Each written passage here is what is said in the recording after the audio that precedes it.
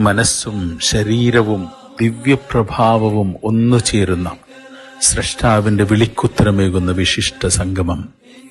പരീക്ഷണങ്ങളുടെ അതിവൃഷ്ടിയിലൂടെ കഷ്ടപ്പാടുകളുടെയും ക്ഷമയുടെയും കനൽപഥം താണ്ടാൻ നമുക്ക് ആത്മവിശ്വാസം നൽകുന്നു ഇബ്രാഹിമി കുടുംബം.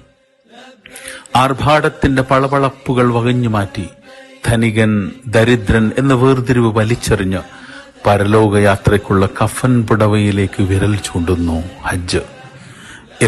ഞാനും ഒന്നു ചേർന്ന് നാഥന്റെ ഏകത്വത്തിനു മുമ്പിൽ പരിക്രമണം ചെയ്തും പ്രവിശാലമായ മിനാ താഴ്വരയിൽ സമാധാനത്തിന്റെ ധവളിമ തീർത്തും മുസ്തലിഫ മണ്ണിൽ ഒന്നുമില്ലാത്തവനെ പോലെ അന്തിയുറങ്ങിയും അറഫയിൽ ഒന്നായി ഞങ്ങളായി മാറുന്ന മാനവികതയുടെ മഹാവിളംബരം. ലബ്ബൈക് അല്ലാഹുമ്മ ലബ്ബൈക്.